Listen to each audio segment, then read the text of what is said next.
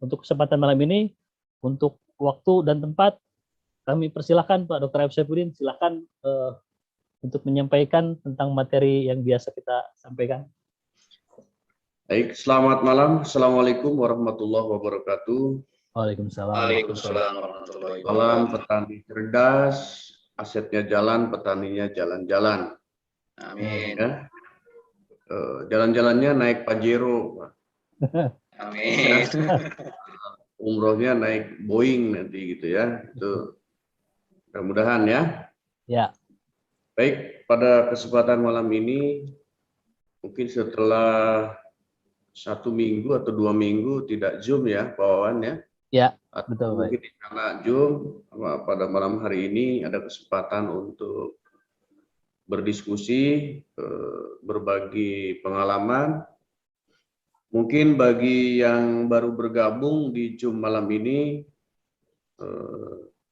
tidak lupa saya bersilaturahmi memperkenalkan diri, Pak Aib Saifuddin, orang Cirebon Pituin ya, Cirebon asli, lahirnya di Cirebon, kalau keturunan mah dari mana-mana ya, di Cirebon, dan alhamdulillah sekarang fokus di laboratorium mikrobiologi dan biomolekuler.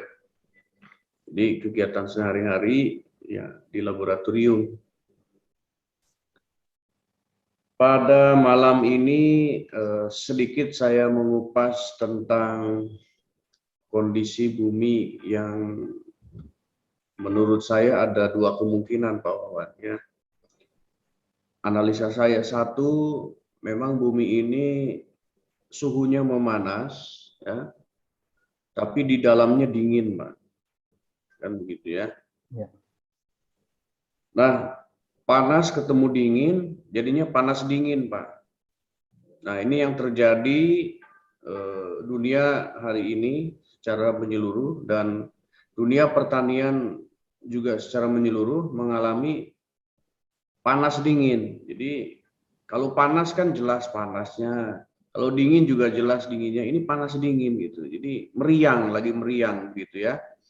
Jadi kalau meriang ini kan agak sulit kita obatin. Kita berjemur juga tambah menggigil ya, kita mandi juga tambah menggigil. Nah, inilah kondisi bumi saat ini, dan kita lebih mengkerucutkan ke dunia pertanian di hari ini ya. Beberapa minggu yang lalu sempat saya agak jalan-jalan dengan Pak Andri ke daerah Jawa Tengah ya, kemudian ke Yogyakarta ke sana. Itu sepanjang perjalanan itu mata kita disuguhkan dengan apa ya? Lahan yang terontang ya, kering gitu ya. Banyak tanaman yang sebenarnya kalau dia bisa bicara itu, kalau ada orang lewat itu teriak-teriak minta tolong gitu. Cuman ya tidak semua orang memahami tentang karakteristik dari tanaman yang memang lagi merana begitu. Nah, hal ini membuat kami menjadi apa ya? Prihatin sekali gitu ya, menjadi prihatin, merasa terpanggil untuk mencoba menuangkan secuil ilmu yang kami pelajari dan kami diamanahkan oleh Yang Maha Kuasa untuk berbagi dengan kawan-kawan ya, dengan sahabat-sahabat petani di seluruh Indonesia barangkali ya. Kami bernaung di sebuah lembaga riset ya, Embryonic Agriculture Fund, yang memang punya misi dan visi yang menurut kami cukup mulia, bagaimana kita memakmurkan bumi ini. Kita bisa hidup, kemudian bisa menjalani hidup, dan insya Allah bisa menikmati hidup gitu. Jadi memang hari ini ya banyak orang hidup tapi nggak menikmati hidup gitu. Jadi kalau bahasa kasarnya tuh ya masa bebek aja hidup gitu, cuman ya masa kita disamain sama bebek kan begitu ya. Jadi kita betul-betul harus menikmati itu. Kita mengawali dari lahan pertanian ya. Lahan pertanian semakin hari itu semakin sempit ya, karena debu polusi ya, kemudian deru teknologi yang terus menggerus, yang memaksa orang untuk terus membangun sarana prasarana infrastruktur ya, walaupun dari niatan itu untuk memudahkan gitu ya. Sayang kadang-kadang lahan-lahan produktif yang mestinya itu buat pertanian dialihfungsikan menjadi perumahan, lahan industri ya, perkantoran kadang-kadang begitu ya. Nah, inilah yang membuat lahan pertanian kita itu semakin menyempit. Jadi kita seakan-akan akan kembali ke masa lampau ya. Di era Pak Presiden Republik Indonesia yang kedua, Pak Soeharto, itu dulu dia mencanangkan untuk intensifikasi pertanian. Begitu ya. Yang sebelumnya, pada saat zaman-zaman sebelumnya itu, orang itu bercocok tanam itu berpindah-pindah gitu ya, atau nomaden gitu ya. Itu pada saat zaman belum teknologi belum begitu baik begitu ya. Nah, di milenium yang keempat barangkali kita dihadapkan dengan kondisi lahan yang memang untuk sulit gitu, sangat sulit untuk kita bisa bertani. Ya, akhirnya terpaksa kita harus kembali lagi ke zaman dulu gitu. Jadi harus ekstensifikasi gitu pada akhirnya, karena untuk intensifikasi juga dengan ada hidroponik, ada aeroponik gitu ya, itu bisa dilakukan gitu. Cuman ini memaksa orang untuk mendidik diri menjadi orang yang sabar, orang yang teliti dan disiplin begitu. Itu strateginya seperti itu. Karena kalau tidak didasari itu, ya sulit untuk kita mengikuti perkembangan teknologi. Nah, jadi dengan lahan sempit, kemudian hama tanamannya semakin resisten, tanahnya semakin hancur ya. Hancur di sini memang dari sisi unsur haranya, makronya itu sudah sangat sulit didapat di alam itu. Racun menumpuk di dalam tanah sehingga proses mineralisasi tidak berjalan dengan baik. Kemudian suhu itu terus naik. Ya, suhu naik sehingga penguapan sangat tinggi, sehingga tanah tidak kena air 2 hari aja itu udah pecah. Jadi betul-betul tidak bisa menyimpan air kan gitu ya, karena di bawah itu sudah mengkristal, sehingga ketika ada panas sedikit saja itu dia akan menguap dan membuat tanaman itu menjadi layu kan begitu ya.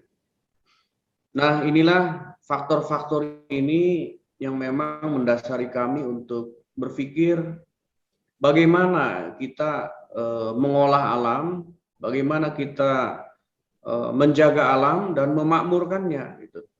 Nah, dengan cara ya kami melakukan sebuah kajian tentang sebuah pengendalian hama penyakit tanaman yang memang kalau kita amati saat ini produk itu sangat banyak, bahkan sempat saya membaca 5 hari atau 6 hari yang lalu itu ada sekitar 165 perusahaan pupuk dan pestisida yang memang produksi massal gitu ya. Dia menggunakan ya kimia kan begitu ya. Dan itu terus berkembang Pak Wawan ya. Jadi ironi juga gitu kan, tapi ya itulah usaha kan ya. Ya. Selagi itu ada undang-undangnya ya itu sah-sah saja kan begitu ya. Ya walaupun kami merasa prihatin dengan kondisi lahan yang semakin terpuruk, pendapatan petani juga semakin anjlok, kan begitu ya. Nah, itulah yang mengilhami kami, lahirnya ada namanya Ecoplant Protector. Nah, sebelum saya bercerita tentang Ecoplant Protector, awal laboratorium saya itu punya sebuah visi itu untuk membuat sebuah terobosan ya, menciptakan bibit-bibit unggul, kan begitu ya. Bibit-bibit unggul yang kami isolasi, kami cek DNA-nya, RNA-nya, kemudian virusnya, jamurnya, segala macam, kan begitu ya. Sehingga betul-betul kita mendapatkan sel tanaman yang baik, dan itu kita muliakan. Banyak sekali varietas yang sudah kami kaji dan sudah kami keluarkan gitu ya. Baik tanaman pangan dan horti untuk perkebunan, kehutanan gitu ya. Kemudian kita juga pernah memuliakan untuk rumput lautnya gitu ya. Bahkan beberapa 1 tahun yang lalu gitu ya, kami juga memanfaatkan apa namanya,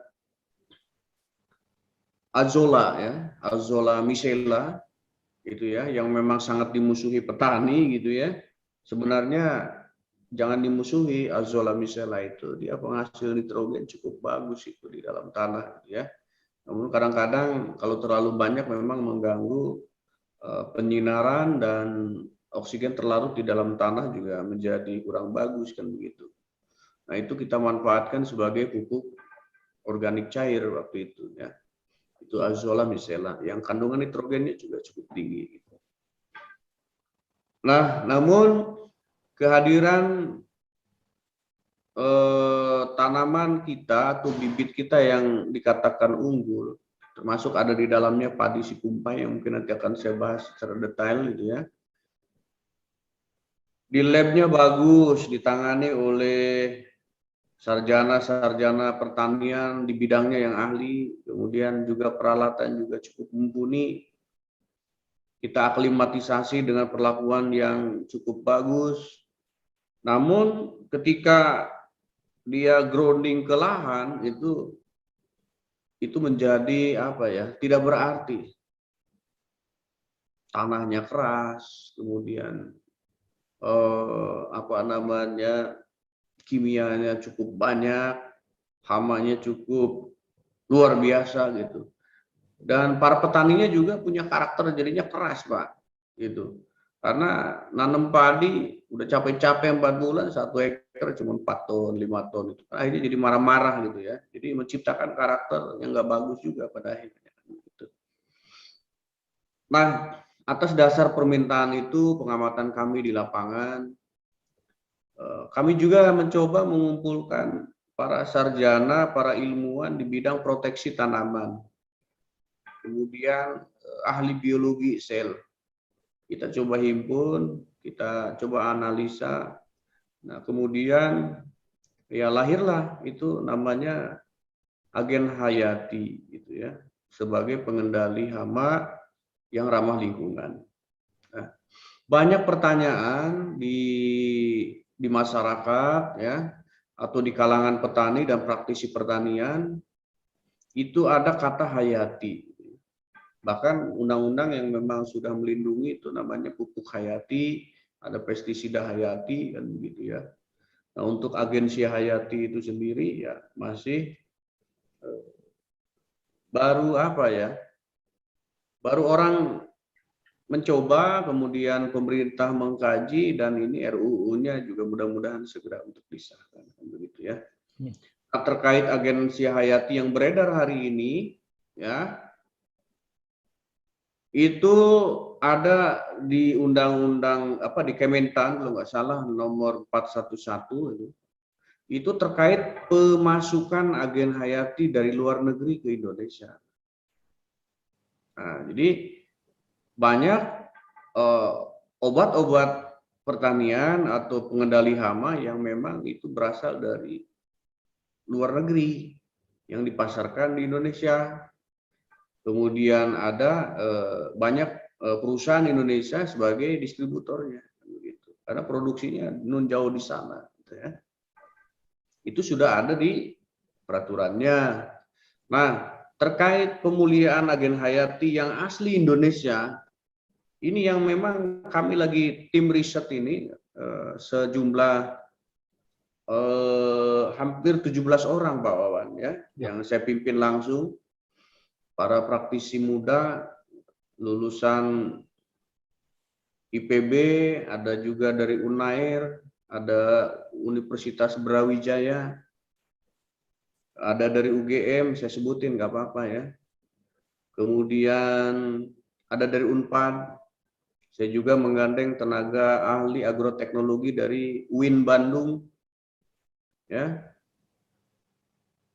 Ternyata banyak juga teman-teman yang gabung dari Kalimantan Selatan, dari Universitas Lambung Mangkurat, Pak. Nah, ikut juga gabung di sini. Gitu ya, dari Lampung. Nah, inilah coba kami satukan visi dan misi di sini untuk mengkaji, menggali, kemudian mengimplementasikan dalam sebuah produk yang tadi dibilang Pak Wawan itu EcoPlant Protector, kan begitu ya. Nah, apa sih sebenarnya EcoPlant Protector itu? Itu hanya sebuah merek saja ya, yang memang saya lebih cenderung menyebut dengan agen hayati pengendali hama ramah lingkungan, supaya orang itu mudah mengenalnya, itu EcoPlant Protector, itu yang dikeluarkan oleh PT Bandung Eco Synergy Technology, kan begitu ya. Jadi kalau ada EcoPlant Protectornya itu dapat reward nanti ya, gitu. Nah, gitu ya. Jadi agen hayati ini memang bukan hal yang baru ya. Itu sudah diteliti oleh para ahli pertanian itu sejak 4.000 tahun sebelum Masehi sebenarnya ya. Hanya penyebutannya saja yang memang waktu itu ada namanya jamur gitu ya, supa gitu. Atau orang Bandung itu supa, jamur ya. Nah, seiring berjalannya teknologi, para pakar pertanian, sarjana-sarjana muda di bidang pertanian itu menyebut dengan kata cendawan, gitu ya, cendawan atau pungi begitu ya. Nah, itu secara umum tentang pungi. Namun pada kenyataannya di alam ini ada cendawan yang jahat, ya, yang jahat yang mengganggu tanaman, gitu ya, tanaman kena jamur sehingga menjadi busuk. Atau ada luka di hewan, air, dia jamuran keluar warna putih gitu ya, itu juga kena jamur. Itu dibilang parasit gitu ya. Dia pengganggu. Nah, kalau agen hayati itu memang sama-sama jamur tapi dia punya kemampuan itu untuk menyerang menyerang jamur yang jahat. Ya. Menyerang jamur yang jahat. Jadi kalau pemeran film sinetron itu ada pemeran antagonis begitu ya, galak dia gitu ya. Jadi kalau ada orang baik itu pasti digalakin itu. Jadi itu kalau di film ya, itu yang antagonis itu. Nah tapi ini di jenis pungi ini, cendawan itu justru cendawan yang patogen itu yang dihajar. Nah yang baik dilindungi gitu.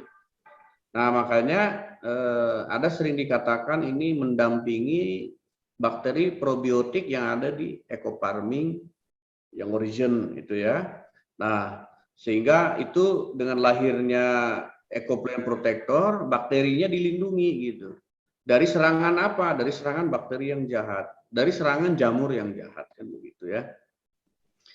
Nah, itu salah satu isi dari EcoPlant Protector. Jadi hanya 2 kelas yang ada di EcoPlant Protector, itu dari kelas jamur dan bakteri.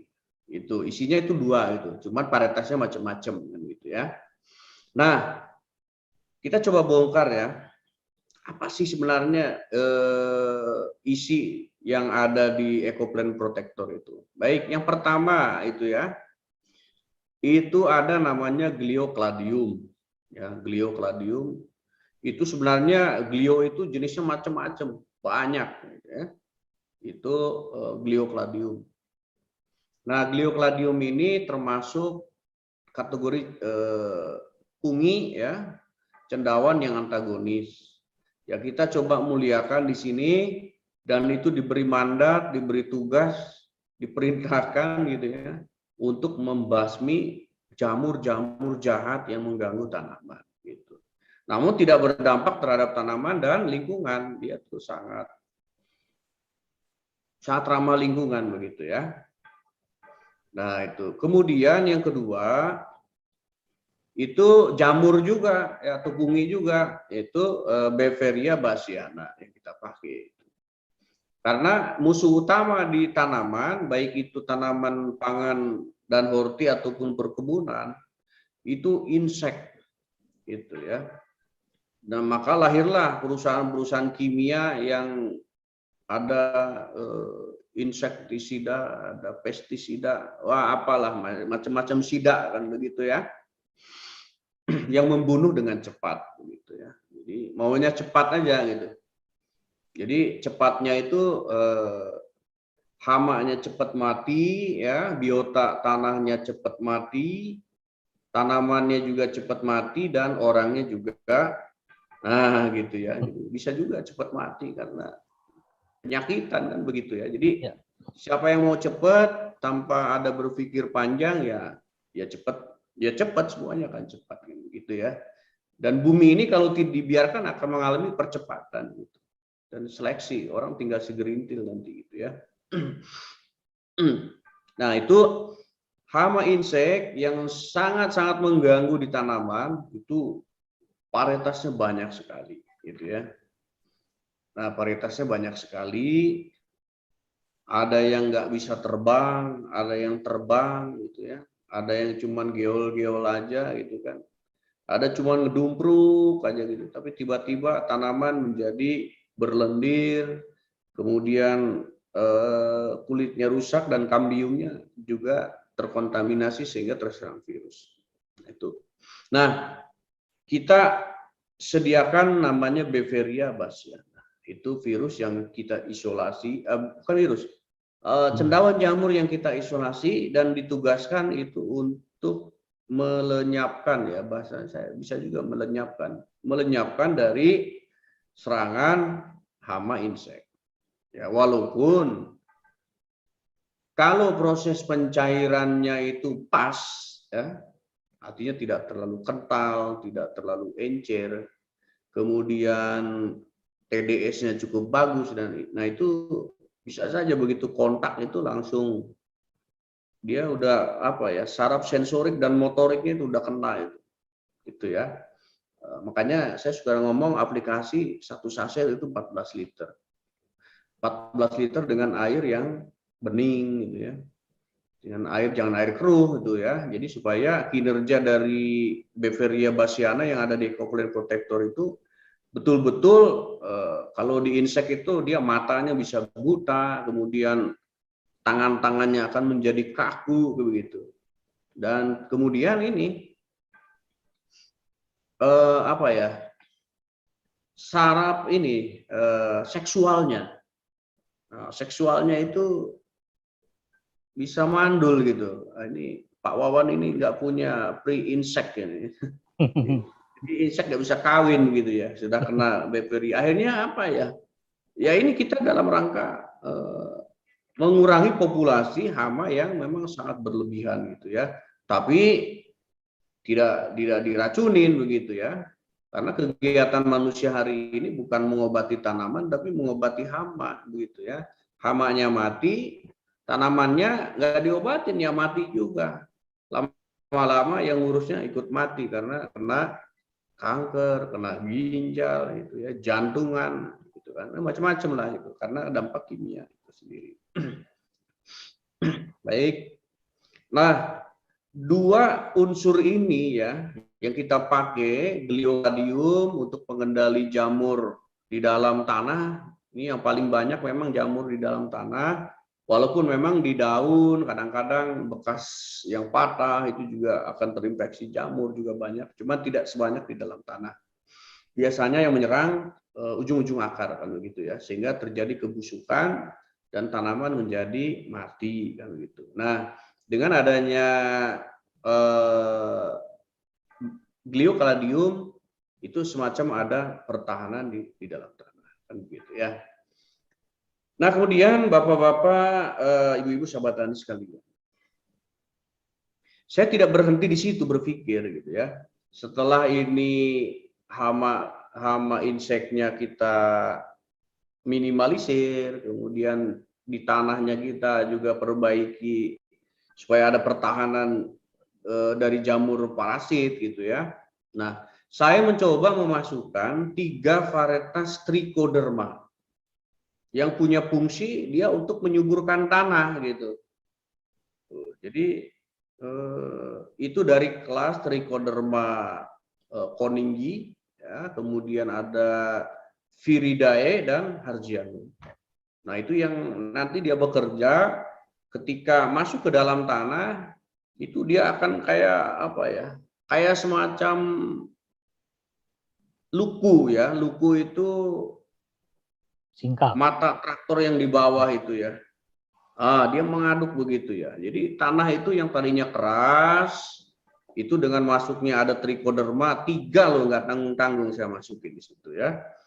Nah, itu tanah yang keras karena racun kimia itu diaduk-aduk seperti itu sehingga pori-pori di dalam tanah, kemudian kepekatan tanah itu sendiri ya, lengket gitu, dia akan menjadi lebih baik dan oksigen terlarut di dalam tanah akan menjadi lebih baik. Kan begitu ya. Nah, kita tidak dihadapkan saja dengan tadi yang namanya hama. Hama itu yang kelihatan gitu ya, kayak belalang, kupu-kupu. Ini lagu-lagunya anak-anak itu, pok ame-ame belalang kupu-kupu gitu ya. Karena sering diundang sama emak-emak itu sambil menyusui anaknya, jadi sehingga banyak hama itu Pak Wawan ya. Belalang kupu-kupu kan gitu ya. Dan itu ternyata sangat mengganggu proses pertumbuhan tanaman, baik itu sawah ataupun perkebunan kan begitu ya. Nah, ada juga di dalam tanah atau di alam terbuka ini ada bakteri patogen. Itu bakteri yang sifatnya patogen, mengganggu gitu ya. Itu. Nah, kita juga siapkan di sini penangkalnya kan begitu ya. Dari jenis bakteri juga. Nah, begini. Kita masukkan 2 jenis bakteri agen hayati. Nah, itu dari kelas Pseudomonas. Kenapa itu saya tertumpu atau tertuju pemikiran saya dan riset dengan teman-teman itu menggunakan Pseudomonas. Yaitu karena faktor racun ya. Di dalam tanah itu banyak racun ya. Banyak juga unsur-unsur kimia yang sebenarnya bagus ya, kayak pupuk NPK itu kan dia dibutuhkan tanaman karena dia makro ya. Kemudian ada sulfur, ada magnesium.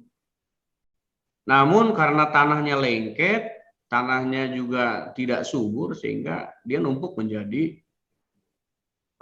senyawa di dalam tanah yang berbahaya. Nah, makanya lahirnya Pseudomonas di Ecoplant Protector itu bisa mengikat racun itu, bisa mengurai racun itu, gitu ya. Nah, baik. Tadi dari jamur kita sudah pakai gliocladium untuk mengantisipasi jamur jahat. Kemudian ada inseknya kita pakai dengan Beveria bassiana. Tanahnya nggak subur, kita suburkan dengan Trichoderma.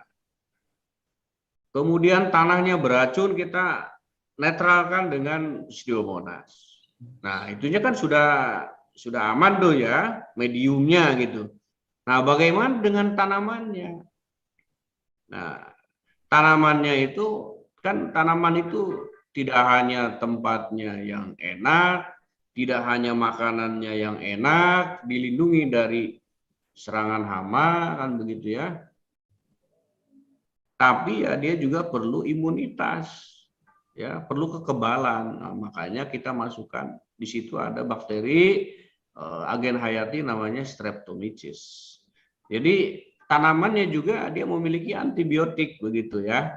Nah itu kita mencoba dan ini bertahun-tahun ya, ngakurken ya kata orang Sunda itu, membuat sebuah formulasi dan komposisi supaya si 7 ya atau dari kelas Glio, Beveria, kemudian Trichodermanya ada 3 macam gitu ya, sama bakteri ini menyatukannya ini perlu sebuah kajian yang memang tidak sembarangan gitu ya. Kita dengan komposisinya yang harus tepat sehingga tidak terjadi rebutan kekuasaan barangkali ya. Karena dia punya fungsi berbeda-beda gitu ya, fungsi berbeda-beda. Insya Allah di sini mereka tidak saling serang karena mereka punya fungsi masing-masing begitu ya. Nah itu ya. Nah itu yang kami buat di sini dengan harapan buminya menjadi sehat gitu ya. Kalau eco farming itu sedakannya tanah subur, petani makmur kan begitu ya, begitu. Nah tentunya eco farming juga karena isinya dia itu di apa namanya probiotik, nah itu juga perlu perlindungan gitu ya. Nah lalu yang paling efektif kapan EcoPlant Protector itu digunakan? Nah ini menjadi catatan ya, ini punten untuk peserta gitu ya. Ini harus dipahami ini ya. Itu harus dipahami. Ya. Sebaik-baiknya manusia adalah mengawali dengan niat. Kan begitu ya. Artinya niat itu permulaan. Nah, itu. Nah, bagaimana kalau kita dikaitkan dengan alam gitu. Nah, di sini ini ada beberapa tahapan yang memang harus dipahami oleh para petani sekalian, karena hadirnya EcoPlant Protector ini tidak serta-merta membuat sebuah konsep ini petani tidur dulu ya, jangan nanam dulu, nanti EcoPlant Protector datang baru nanam. Nah ini kan kasusnya kan nggak seperti itu ya. Jadi ada yang pohon kalau di perkebunan itu ada yang sudah pernah berbuah usianya bertahun-tahun. Kemudian ada juga yang baru 1 tahun, ada juga yang baru nanam 6 bulan. Nah, dan makanya di hasil testimoni juga macam-macam gitu ya, macam-macam gitu. Mungkin yang bayi baru umur 1 bulan itu penyakitnya itu hanya mencret begitu ya. Di aplikasi sekali itu pakai daun jambu aja sembuh ibaratnya kan begitu ya. Nah, tiba-tiba orang yang 40 tahun itu mencret, itu pengobatannya nggak bisa karena dia memang mencretnya itu macam-macam gitu ya. Jadi ini perlu dipahami. Ada nih Pak Wawan, Pak Ayep umpamanya. Kok ini saya udah aplikasi berkali-kali kok hamanya masih bandel kan begitu ya. Nah, kita tanya dulu tanamannya, kamu udah hidup di muka bumi berapa tahun? Gitu. Kata tanamannya, ya saya sudah menghidupi kamu bertahun-tahun gitu. Kami udah lelah gitu. Ini tanahnya udah beracun gitu, sehingga banyak kerak di tubuh saya. Gitu. Jadi ketika hadirnya EcoPlant Protector baru sekali semprot, ya emangnya makan cabai begitu trek langsung pedas nggak bisa, karena ini sistemik. Gitu. Ini sistemik. Nah, belum lagi mengobati hama yang di luar, di dalam itu sudah berkerak begitu ya. Jadi begitu, ini perlu catatan ya, karena saya uji coba di tanaman perkebunan Pak Wawan di Sengon gitu ya, itu yang diameternya itu 46, mungkin nanti saya share coba ya, itu hasil kajiannya, itu 46, artinya dia udah berusia di atas 6 tahun Pak, 5-6 tahun. Nah kemudian ada juga beberapa sengon yang memang baru 1 tahun. Nah, sama-sama kena namanya ulat itu, apa namanya itu, uter-uter ya, yang mengeluarkan dari dalam itu. Nah, kita coba gitu ya. Yang baru 1 tahun kita aplikasi itu dengan di lubangnya kita semprot itu, ya, semprot, kemudian bawahnya kita siram. Nah, itu 4 hari itu keluar si kotorannya itu keluar, gitu ya. Sama ulat-ulatnya itu keluar. Nah, yang gede satu lubangnya dalam, kemudian dia penyakitnya itu tidak hanya uter-uter dan tanamannya juga sudah teracuni, begitu ya. Disemprot sekali malah tambah banyak, begitu ya. Karena apa? Dia melawan dari dalam juga melawan, gitu. Jadi seberapa kuat nih? Ini perlu jadi catatan. Ecoplant protector jumlahnya umpamanya 10. Ya, ini 10 nih ya. 10. Nah, kemudian musuh yang ada di dalam atau di lingkungan segi itu adalah 9 ke bawah. Ya. Sekali aplikasi juga selesai. Kadang-kadang ecoplant protector kalau dianggap itu 10, musuhnya itu 1000 gitu.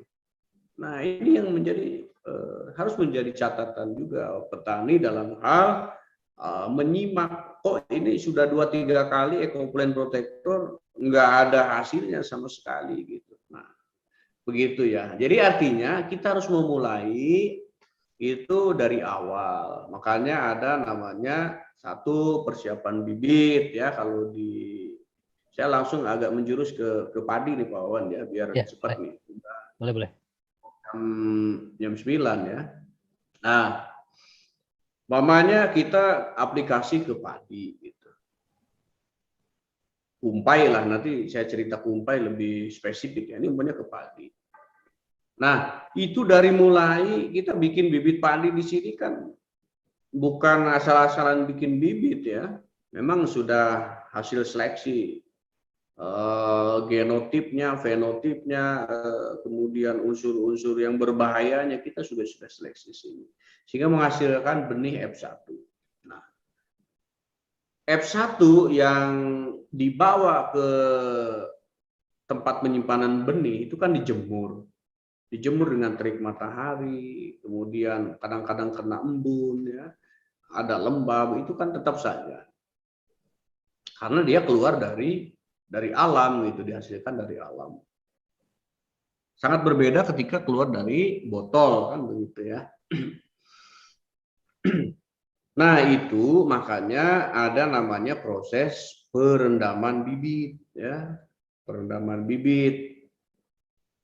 Nah, di situ di SOP itu ada sudah tertuang berapa lama merendamnya, kemudian airnya itu salinitasnya itu antara 10 sampai 30 ppt. Kalau kurang dari 7 itu biasanya saya suruh pakai garam kan begitu ya. Dengan indikatornya pakai telur itu saya sudah ceritakan begitu ya. Atau kalau mau ini sekarang nyari telur susah, kemudian itu kan kira-kira beli namanya salinitas meter, pH meter, ada TDS meter, sekarang itu udah canggih itu, ada 3 in 1, ada 4 in 1 gitu. Bahkan ada 5 in 1. Satu alat bisa mendeteksi banyak hal gitu. Yang penting catatan juga nih. Alatnya udah bagus. Nah, baterainya kadang-kadang sudah dipakai hari ini beberapa kali, besok dipakai ngaco itu. Nah, jadi kalau mau memakai alat itu, kalau saya di sini ya memang diukur dulu, tegangannya benar enggak gitu kan, setrumnya masih utuh enggak gitu.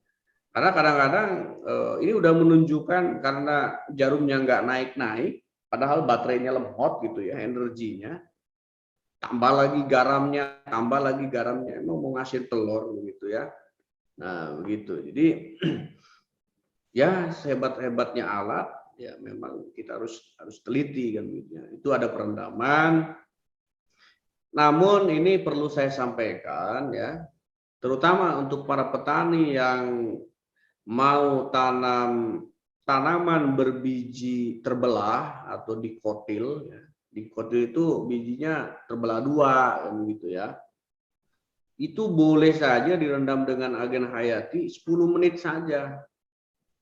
Nah, 10 sampai 15 menit saja gitu. Kayak contoh buncis ya, kacang panjang, ada kacang kedelai gitu. Karena apa? Dia punya kulit tipis. Nah, kalau direndam itu masuk, nanti dia pecah masuk ke sela-selanya itu. Akhirnya kan dia mengering begitu ya. Akhirnya mengering, nah begitu kering diangkat jadi lembab dan busuk. Jadi sebenarnya kalau untuk kacang-kacangan sih itu kalau direndam hormon 10 menit itu sudah luar biasa, udah cukup gitu ya. Nah, yang perlu kalau tadi padi boleh lah ya, jenis padi-padian itu yang berbiji tunggal gitu ya, atau namanya monokotil gitu, atau mau rendam kelapa itu mau sehari semalam boleh lah kan begitu ya, atau tanaman-tanaman yang punya biji keras lah gitu. Ini jengkol aja, jengkol ada kasus jengkol karena pada saat dan pete itu pada keras tuh kawan ya. Nah, begitu kena agen hayati nyelip di tengah-tengahnya itu karena mungkin tidak larut.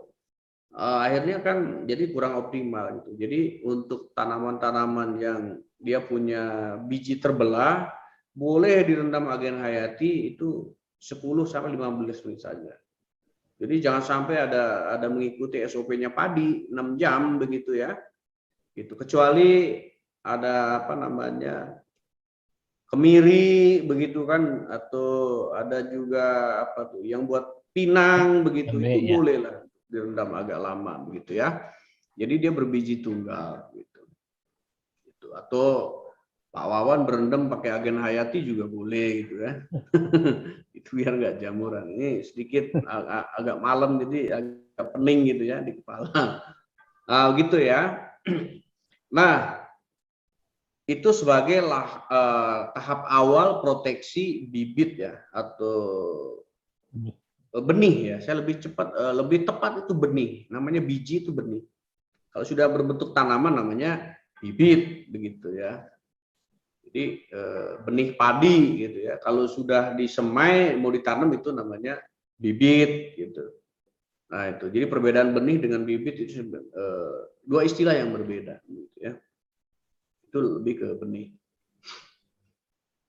Nah, kemudian ini yang tidak kalah penting, ini persiapan lahan, pengolahan lahan dan pematangan lahan, ini yang penting. Itu ya, karena itu tempat mau dipakai media untuk tumbuh si jabang bayi ini gitu. Nah, gitu ya. Jadi awal ya ini langsung menjurus ke padi aja lah ya.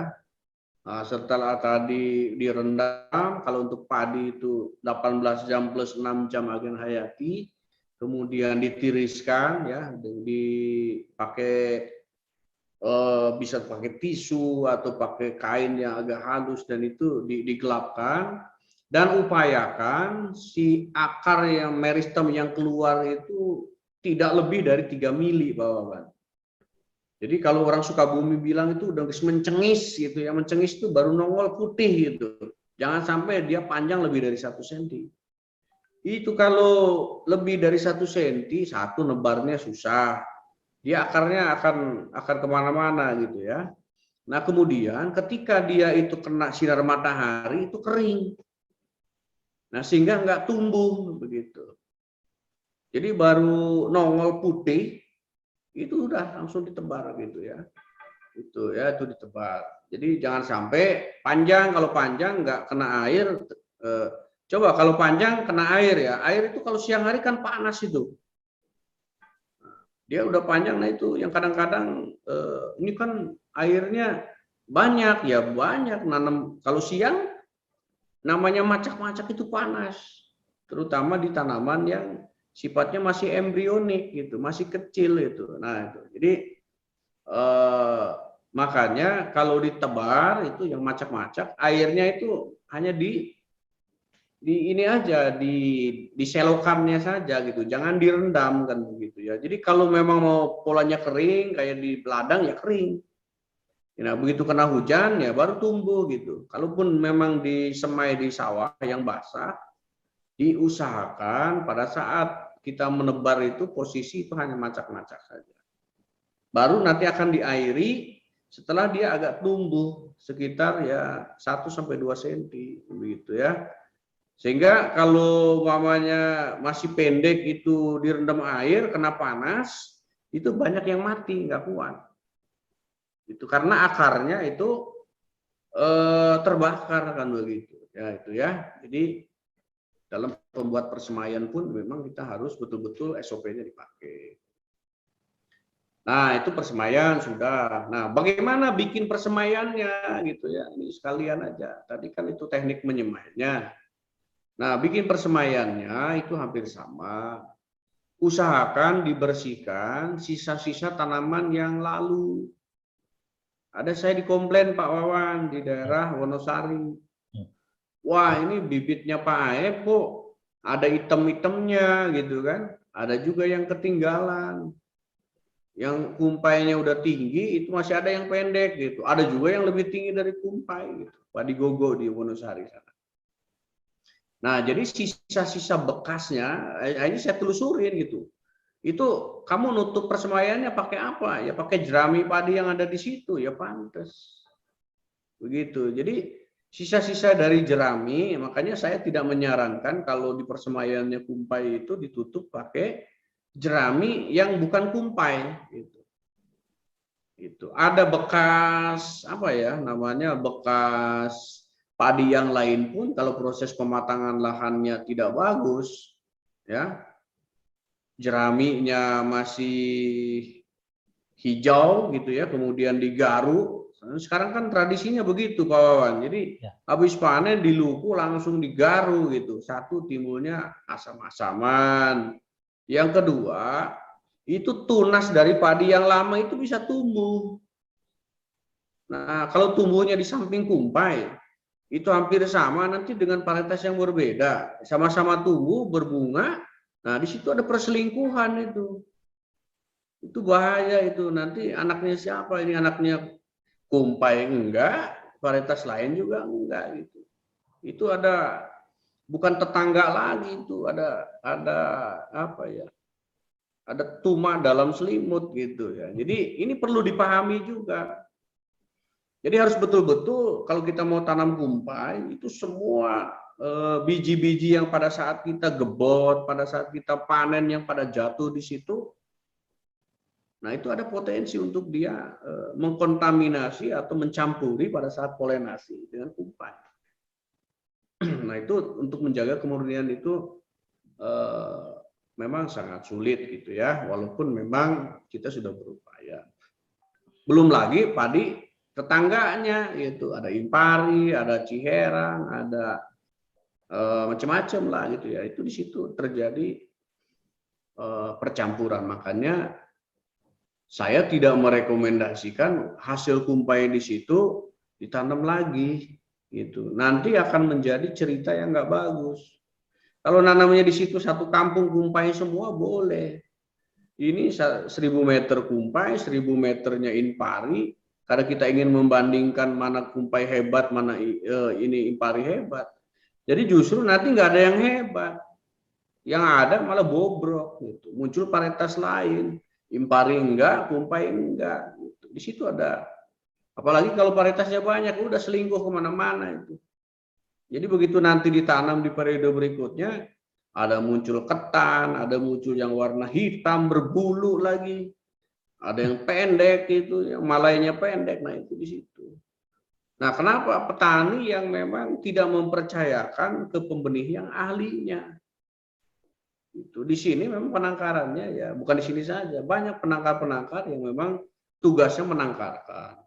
Nah, terkait harganya yang agak sedikit mahal gitu ya, ya hargai pemikiran kami gitu. Karena bikinnya kan bukan bim salabim itu, semua menggunakan alat, semua juga ada SDM-nya gitu ya. Dan tidak gratis, makanya ya sedekahlah kepada orang yang berilmu kan begitu ya. Bahasanya bukan sedekah tapi menghargai begitu ya. Gitu. Oke. Nah, tadi dengan pengolahan lahan. Nah, setelah pembersihan lahan, memang kalau nanti ada herbisida yang selektif, kita kasih herbisida pengendali gulma ya, pengendali gulma itu diluku ya, disingkal apa namanya ya, dibaliklah tanah itu. Dibajak. Nah, dibajak lah gitu ya, dibajak itu dirampok gitu ya. Kalau bajak laut gitu, jadi disalip gitu, ditikung lah gitu ya, artinya dibajak. Nah, tahu petani namanya dibajak. Membajak sawah itu membalikkan. Nah, itu kadang-kadang orang itu sekarang pada enggak mau. Pak, ini kan borongan, Pak. Hari ini dibajak, ada air, itu sore udah rata. Itu yang bingung itu. Nah, jadi kapan tanah ini dia punya oksigen ke dalam itu? Itu yang pengen jadi sugih, ya, pengen jadi benghar, kaya, petani itu, tapi dia sudah merancang kegagalan di awal. Nah, makanya hasilnya gagal terus karena diniatkannya gagal. Jadi Tuhan itu akan memberikan rezeki kepada orang yang pantas menerimanya. Makanya seruannya pantaskan dirimu. Ini SOP ini memantaskan petani gitu.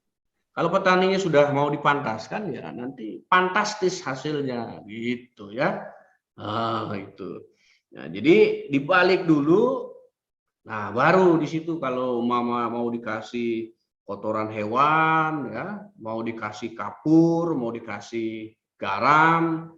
Nah, kemudian baru tuh ekoplan protector disemprotkan ke situ, ke tanah itu.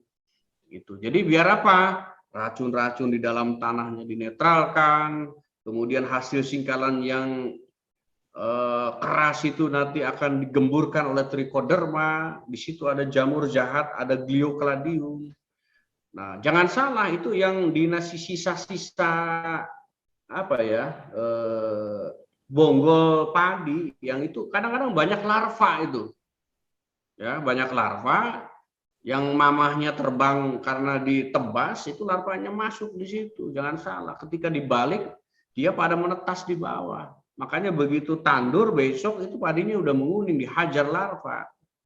Tuh, makanya segera masukkan ekoplan protector gitu ya. Nah, Pak, boleh nggak ekoplan protector ini dengan ekofarming digabung lah biar waktunya bersamaan? Untuk yang pertama itu saya tidak sarankan. Kasihan ini ekofarmingnya gitu. Justru ini biar apa ekoplan protector dulu ya. Jadi begitu ekofarming masuk, bakterinya dilindungi gitu. Jadi kalau di situ ada bakteri jahat, ada jamur jahat, ekofarming masuk ya udah dimakan itu. Nah, gitu ya. Nah, jadi dengan lahirnya ekoplan protector, ini bikin pertahanan dulu ini gitu. Jadi ini sudah begitu masuk udah aman tuh, udah. Nah, itu. Jadi itulah nanti akan tercipta tanah subur, petani makmur. Tapi dengan cara-cara seperti itu, biarpun ekofarmingnya bertub-tub gitu ya, akhirnya nanti tanah nggak subur, petani nyungkur. Nah, jangan sampai gitu ya. Jadi nanti jangan hanya slogan petani makmur, tanah subur, petani makmur, jangan hanya slogan. Yuk ikuti SOP-nya ya. Begitu ya. Jadi ekoplan protector, ekofarming masuk. Udah biarkan dulu tuh, ya, biarkan dulu biar dia itu meresap ke dalam tanah. Nah, baru setelah 2 minggu ataupun memang sudah dirasa cukup lah gitu ya, dan itu persemaian juga sudah mulai tinggi. Nah, baru itu dikasih air, dibajak lagi, diratakan, gitu ya. Setelah diratakan kan sisa-sisa organik kayak tadi.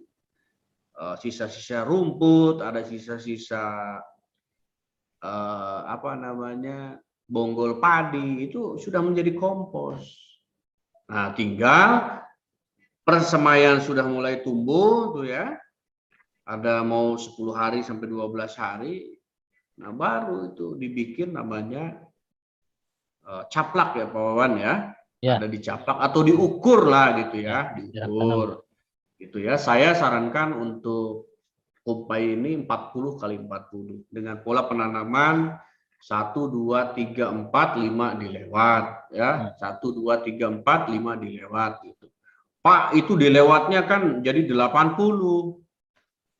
Betul ya. Itu jadi 80, tapi nanti ketika panen itu paling sisa hanya 40 saja. Bahkan kadang nggak kelihatan gitu. Nah, semakin ruangannya luas ya, Bapak-bapak, Ibu-ibu, ya, kalau di dalam satu ruangan itu terlalu rapat ya, nggak jadi anak. Nah, yang jadi anak itu kalau ruangannya lebar, isinya cuma 2, itu jadi anak. Anaknya banyak. Kalau satu kamar ada 10 orang nggak jadi anak. Nah itu, yang jadi anak tuh cuma 2. Ketika 2 itu anaknya banyak gitu. Gitu ya, apalagi pengaturan airnya bagus ya sudah anaknya banyak. Gitu ya. Ini orang biologi itu senyum-senyum udah lihat itu ya. Nah, jadi itu 40 gitu ya. Nah, kemudian setelah ini pada saat mencaplak ya, itu petani harus memperhatikan tuh matahari dari mana. Ya matahari nggak pernah ingkar janji, itu terbitnya dari timur. Nah, itu bahaya tuh kalau mentari ingkar janji ya. Matahari itu istiqomah terbit dari timur, lihat ke timur gitu ya.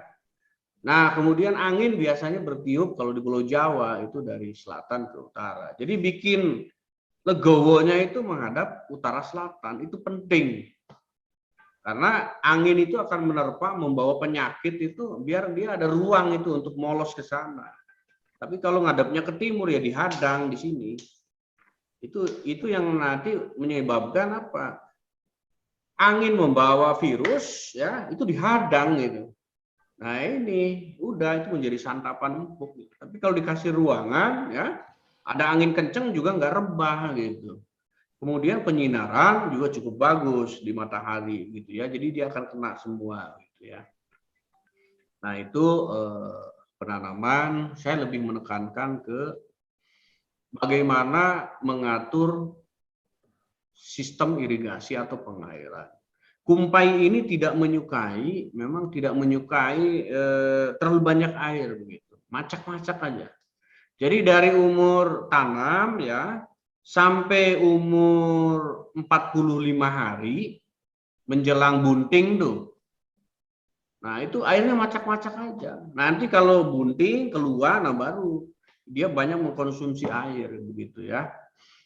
Ah, Pak, gimana ini kalau nggak ada air ini rumputnya? Ya, itulah memang yang lagi kami pikirkan bagaimana membuat pengendali gulma yang memang ramah lingkungan dan selektif juga. Mohon doanya ini dari petani sekalian kan begitu ya. Jadi nggak usah marah-marah lah gitu ya. Jadi rumput itu juga punya hak untuk hidup gitu ya. Tapi ya bijak-bijak saja lah. Itu kan sebenarnya ada yang memang mengganggu sekali kayak jagoan begitu ya. Ada yang memang sebenarnya kayak eceng gondok, kemudian ada juga azola, itu tinggal diinjak saja itu jadi akan jadi pupuk kan begitu ya. Nah, itu dari sisi pengairan gitu. Nah, untuk aplikasi ya di situ ada penggunaan NPK ya. NPK yang kami maksud ini kadang ada salah tangkap nih Pak Wawan gitu ya. Jadi itu N itu kita pakai urea, kemudian P-nya pakai SP36, kemudian K-nya itu pakai KCl gitu kan. Atau bisa juga menggunakan memang pupuk majemuk yang memang sudah ada gitu ya. Kayak NPK hanya memang kandungannya itu yang kadang berbeda-beda. NPK itu ada yang 7, 16, ada yang 21, 16, 7 itu. Nah, itu macam-macam. Makanya kami menggunakan N yang konsentrasinya itu 46 gitu ya. N murni ya. Nitrogen murni. Pak, ada N yang merah warnanya di situ 15% gitu. Itu tapi ada juga tulisannya 46 gitu. Gitu ya. Jadi cari urea yang warna putih. Kalau memang mau ini mau kimia ya. Dan itu P-nya fosfornya kita mulai sp36, kemudian kaliumnya ada K45 itu KCl ya, atau KCl. Jadi di situ ada komposisinya, silakan lihat di SOP. Nah, kemudian kalau ada opini bahwa eco farming dengan ecoplant protector itu tidak bisa di-mix, kata siapa? Ya, saya hanya bercerita di awal kalau bisa, dan memang saya himbau disarankan ecoplant dulu baru eco farming, karena di hari-hari berikutnya itu ada yang bisa pakai eco farming gitu ya. Tapi saya lebih cenderung bagaimana penggunaan eco farming ini sebagai media tumbuh mikroba di dalam tanah pratanam gitu. Itu saya malah punten ini ya. Saya lebih cenderung bagaimana eco farming ini ya sebelum tanam begitu ya. Jadi kesananya itu cukup dengan kita pemeliharaan dan penggunaan pupuk ecoplant protector, ada mungkin hormon gitu ya, ada dengan pupuk makro gitu. Kalaupun memang dipaksakan ada masuk ecoplant eco farming, saya tidak merekomendasikan eco farming di fermentasi gitu ya. Saya tidak rekom gitu ya. Jadi bukan tidak boleh, boleh asal dengan SOP yang benar gitu. Tapi saya tidak merekomendasikan gitu ya. Karena banyak kejadian-kejadian ketika difermentasi justru bukannya bagus, banyak cendawan yang masuk. Itu sehingga kerjanya ecoplant protector ini jadi semakin kuat, harus semakin kuat lagi gitu. Jadi eco farming sudah bagus, difermentasi masuk cendawan, ada jamur, ada larva masuk ke situ, disemprotkan. Jadi seolah-olah dia membawa penyakit begitu. Jadi kayak dolanan gitu kata orang Jawa itu ya. Jadi bertani itu harus cerdas begitu ya. Jadi jangan asal pikirannya oh ini bakterinya jadi tambah banyak. Betul. Tidak hanya bakteri probiotik, bakteri patogen juga tambah banyak di situ numpuk. Karena proses fermentasinya yang tidak sesuai SOP gitu. Air kelapa nyari di pasar, ternyata air kelapa itu udah minggu kemarin, gitu. Udah bau racun gitu. Hanya begitu disemprot, padinya menguning, kemudian kubis juga pada rontok. Nah, akhirnya apa? Wah, ini ecoplant protector nggak ada gaungnya gitu ya.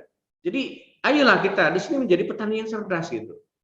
Jadi ini di sisi lain pengen padinya bagus, pengen hasil sayurannya bagus, tapi penyakitnya diundang gitu. Yang jadi sasaran ecoplant protector.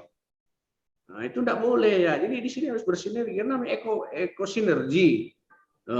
Masa jadi eko tidak sinergi gitu kan. Ini bawa racun, ini ngobatin gitu. Jadi nggak kikuk-kikuk gitu ya. Jadi nggak chemistry gitu.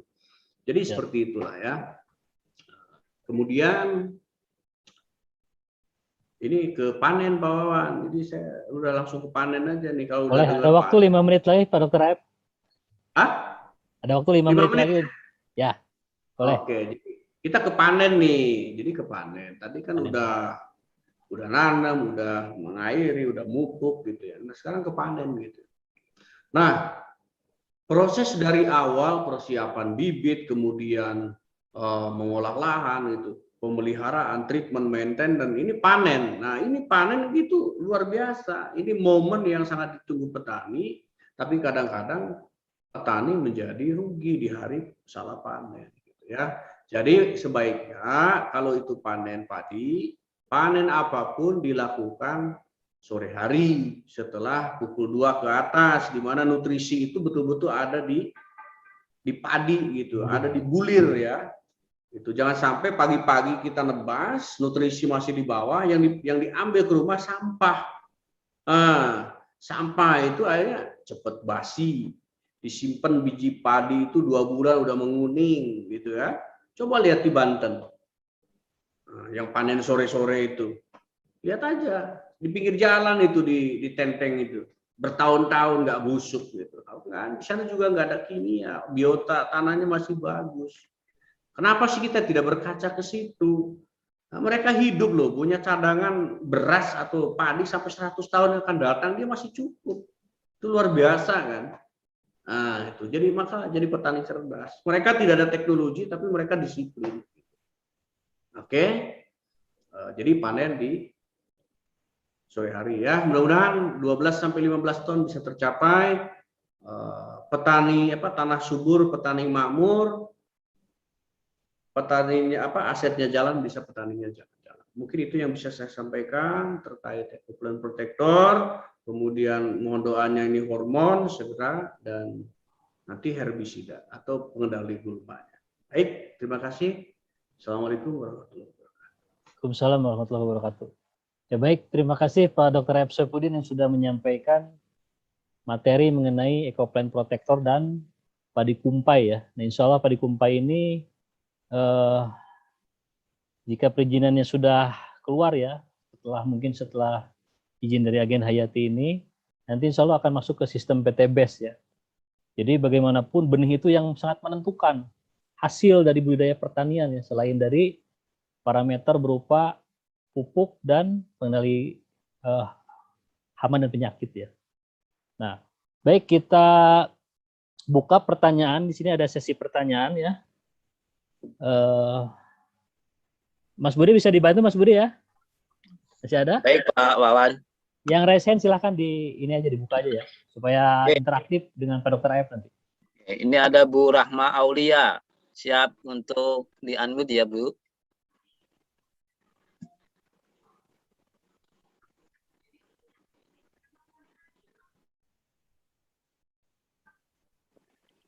Ya, silakan Bu Rahma Aulia. Ya. Ya, Assalamualaikum warahmatullahi wabarakatuh. Waalaikumsalam warahmatullahi. Saya mitra baru. Ya. Masih dalam belajar. Ya. Bu Rahma dari mana? Yang Ibu tanyakan Di Pekanbaru, Riau. dari Pekanbaru Riau ya. Iya. Baru. Boleh. Oh, jadi ada yang ditanyakan, Bu? Atau cukup menyimak aja dulu ya? Saat ini belum ada, masih dalam belajar. Oke, bisa dioper ke yang lain Ya. barangkali. Boleh nanti setelah acara ini nanti yang supaya mengikuti pembinaan dari tim konsultan, nanti bisa di save nomor saya Bu ya, nanti kita masukkan ke grup supaya lebih terbuka lagi ya. Iya, siap, Pak. Ya, siap. Ya. Nanti dilanjut Bu melalui ini ya di akhir acara Bu ya. Nanti nomor saya di sharing. Yang lain Mas Budi silakan. Pak Joko yang berbaju merah siap ya Pak, di-unmute. Ini resen beliau nih. Silakan Pak Joko. Dari mana Pak Joko? Di-unmute dulu Pak, di-unmute dulu Pak. Speakernya. Mic-nya. Speakernya di-unmute dulu, dipencet Pak. Ya. Oke, Ya. saudara. Silakan Pak Joko. Ya. Assalamualaikum warahmatullahi wabarakatuh. Waalaikumsalam warahmatullahi wabarakatuh. Ini saya mitra dari ABJ Surabaya. Ya. Pertama bergabung saya bulan November, masih ada cuma eco farming, Pak. Ya. Jadi sementara ini yang saya rekomendasi kepada petani cuma eco farming gitu. Ya, betul. Semenjak itu hampir 2 bulan ini kan sudah banyak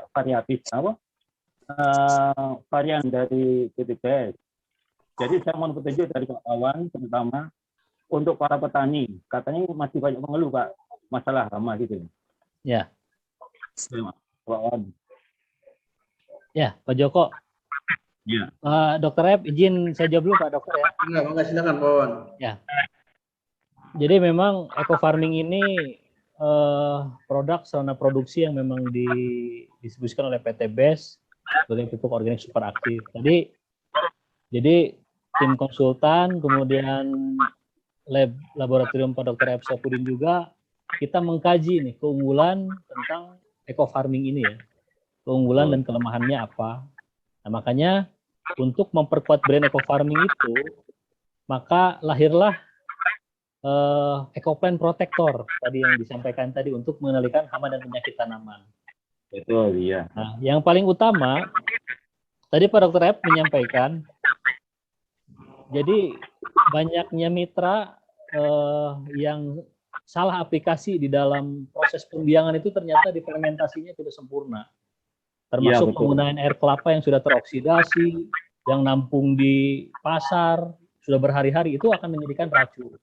Makanya ke Iya, depan eco farming nanti diaplikasikan khusus untuk ke media tanam ya, untuk media tanam. Nah, itu untuk memacu pertumbuhan promotor ya, promotor pemacu pertumbuhan di dapur tanaman ya. Nah, itu ke depannya. Adapun untuk pengendali hama dan penyakit itu sebagai substitusi yang selama ini kita gunakan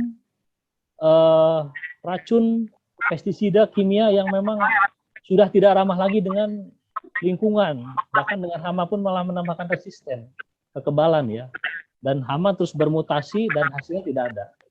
Nah, makanya adanya Agensi Hayati ini untuk memperkuat brand eco farming. Jadi sebagai solusi pertanian sehat dan ramah lingkungan. Jadi kita ke depan sudah tidak lagi mengenal apa itu yang namanya racun-racun yang sering dipakai oleh petani konvensional.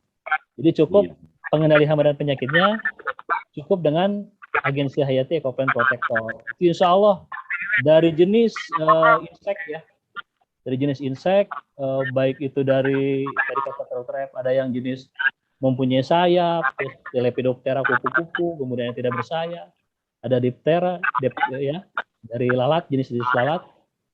Itu semuanya bisa dikendalikan dengan Agensi Hayati EcoPlan Protector. Jadi yang kita bangun, narasi-narasi tim konsultan kita bangun, salah satunya yang saya sampaikan dalam Zoom meeting, bahwa brand eco farming ini tetap akan kita perkuat terus.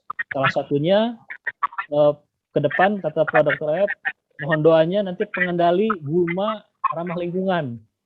Nah, untuk selektif di komoditas padi, ya, yang non selektifnya untuk di komoditas kelapa sawit. Kemudian yang terdekat ini adalah hormon organik. Hormon organik ini insya Allah sudah di-ACC oleh owner PT BES. Selanjutnya menunggu perizinan saja, tapi sampling sudah ada di saya semua. Jadi bagaimana cara mengaplikasikannya, bagaimana tanaman atau pohon komoditas perennial crop yang berbuah tahunan itu supaya tidak rontok buahnya itu pakai apa. Nah, itu untuk memperkuat brand eco farming dari produsen, terutama labnya Pak Dr. F. Saifuddin, sedang memproduksi itu semua. Jadi ini yang dibawa oleh tim konsultan ya, terutama mengenai produk yang sering kita sampaikan itu. Jadi diawali dari EcoPlan Protector, kemudian benih padi yang sedang kita dalam proses perizinan ya, meskipun samplingnya sudah beredar di seluruh Indonesia ini. Makanya nanti di akhir acara nanti akan saya sharing nomor saya bagi yang belum masuk ke grup ke-43, nah nanti boleh minta digabungkan gitu, karena pembinaan rutinnya itu di situ.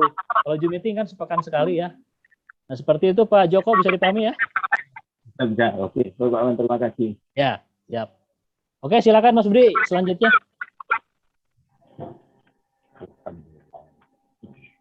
Terima kasih Pak Joko. Ini banyak yang resen ya. Yang terkait materi malam hari ini, Bapak Ibu yang resen, ada yang ditanyakan untuk Agen Hayati atau varietas padi kumbai, bisa angkat tangannya biar saya unmute. Ini sepertinya banyak dari mitra-mitra baru ini Pak Wawan. Coba di situ ada Pak Badai petani terong di Bandar Lampung. Ada nggak tuh? Beliau minta ini, silakan arahkan ke Pak Dr. F. Oke, ada nih Pak Badai Saputra ya Pak ya? Boleh, dia beliau udah resen ya.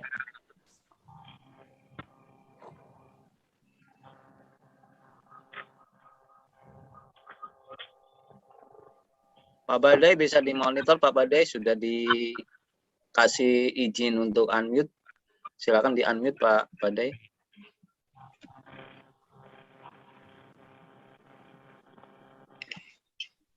Ya. Silakan Pak Badai. Ya, Udah bisa masuk? dah. Ya, Nah. oke. Assalamualaikum warahmatullahi wabarakatuh. Waalaikumsalam warahmatullahi wabarakatuh.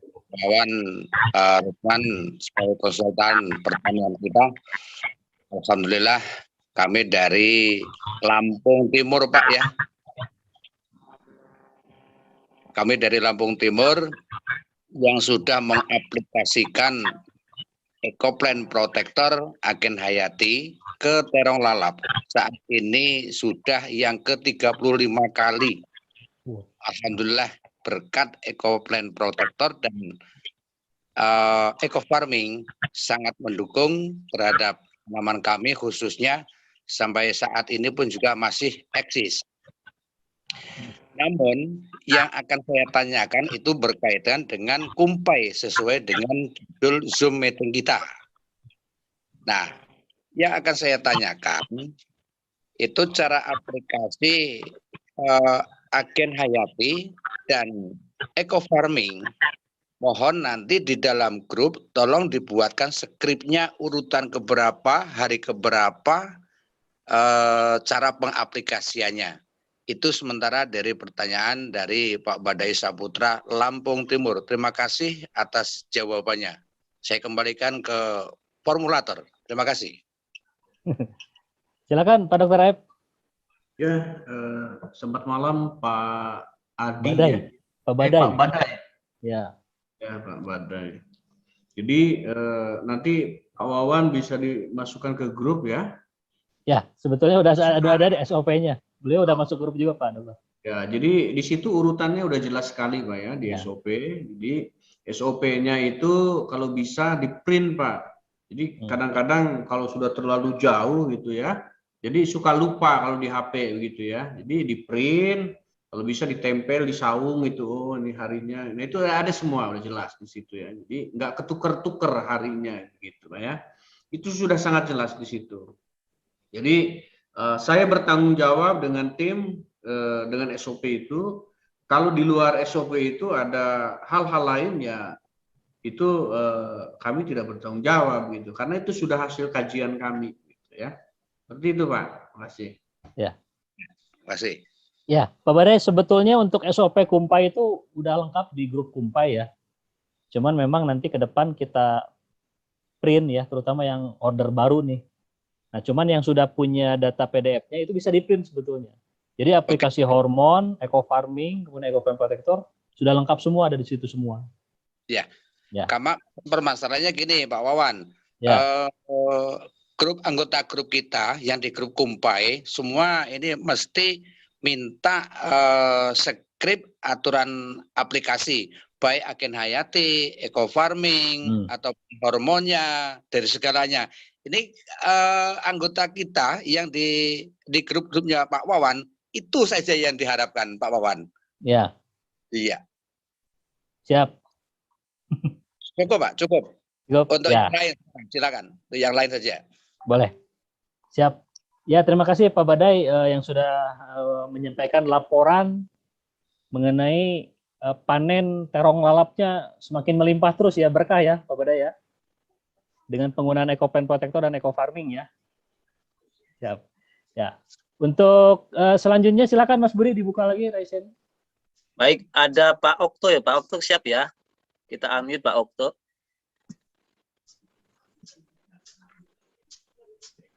Ya. Terima kasih Pak Rudi. Izin bertanya.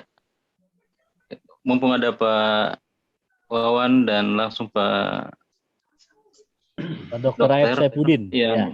Ya. Terima kasih tadi sudah sebagian pertanyaan sudah diwakili tadi sama Pak Badai terkait skrip. Ya, saya juga baru bergabung Pak. Hampir sebulan dan sekarang sudah mengaplikasikan Eco Farming dengan Agen Hayatinya. Cuma untuk apa tadi ya? Yang untuk nutrisi tadi, apa namanya? Hormon organik. Hormon. Ya. Hormon ini saya baru mau ini, mungkin izin ditambahkan di grup 43, izin Pak Wawan. Oh ya. pertama, bisa nggak produk yang awal kita pesan itu bisa nggak ditukar ya? Itu yang pertama. Yang kedua, terkait tadi pembahasan Pak materi yang pembuatan biang itu, sempat beberapa hari juga saya tanyakan dan Pak Wan sudah kasih petunjuk bahwa itu bisa dipakai untuk yang sisa dari biang lahan, bisa dipakai untuk tanaman tapi lewat perakaran saja. Ya, mungkin kemudian tadi ada penjelasan dari Pak Formulator bahwa ke depan akan eco farming akan digunakan untuk media tanam dan untuk tanaman akan memakai hormon dan agen hayati. Nah, mungkin agak terlambat tadi saya ikut karena ada Zoom meeting di grup 1 di prime time. Ya. Sehingga saya masuk mungkin ada penjelasan yang saya tidak terlalu ini mungkin ya kalau ini rekaman ini bisa di upload lagi nanti. Ada sedang live streaming ini YouTube. Oh, siap. Nah, cukup Terima kasih Pak begitu Pak Okto ya. Iya. Ya, silakan Pak. Bisa dijelaskan Pak?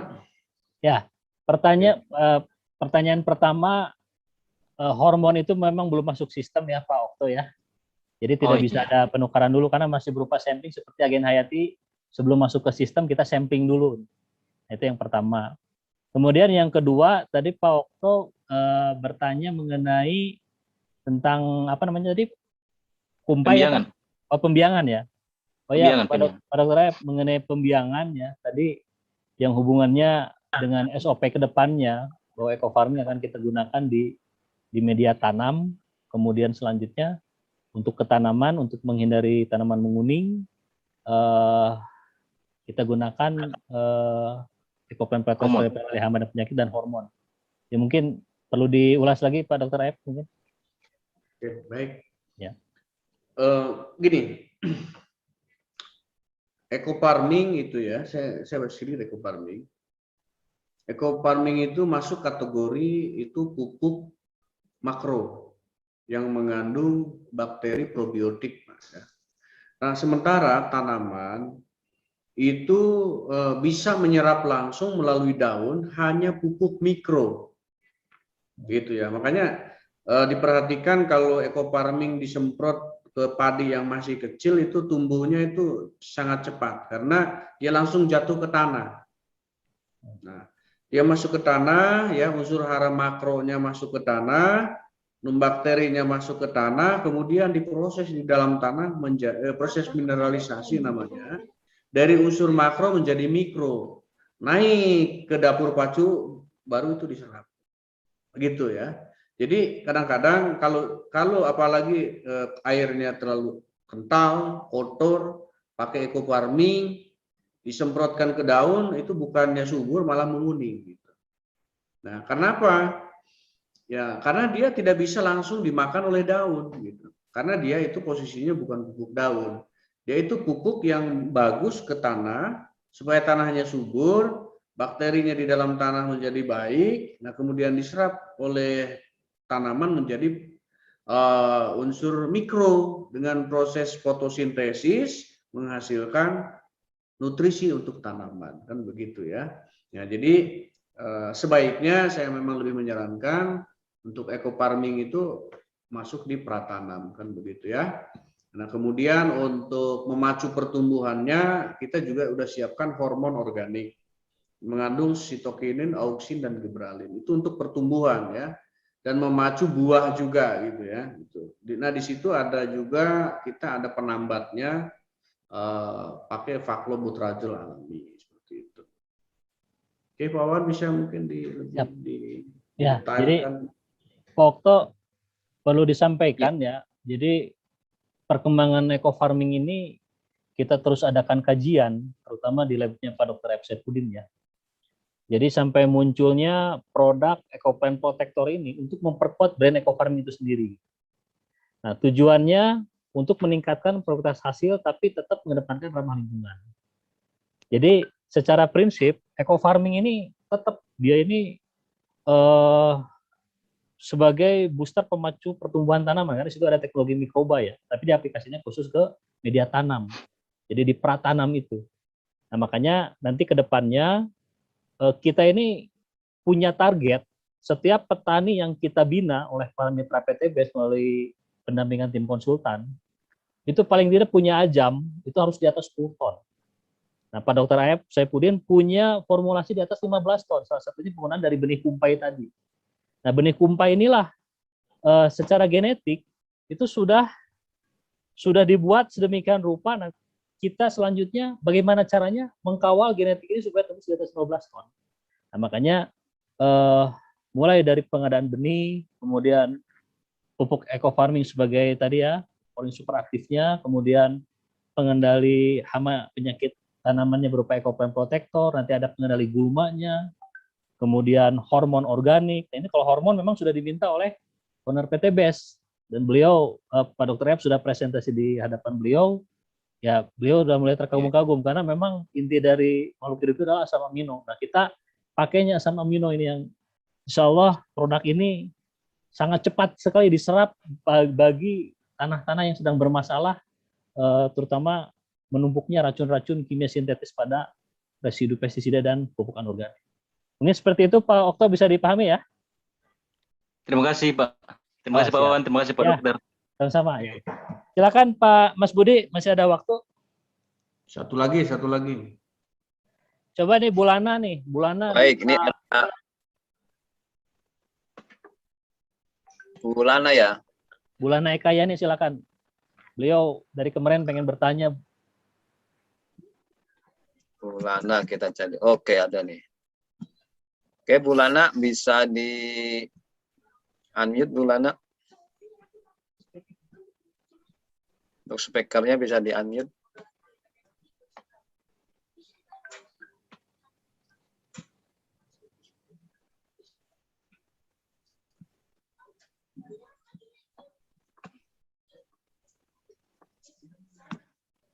Bulana, di layar HP ada notifikasi, bisa diklik dulu Bu untuk speakernya.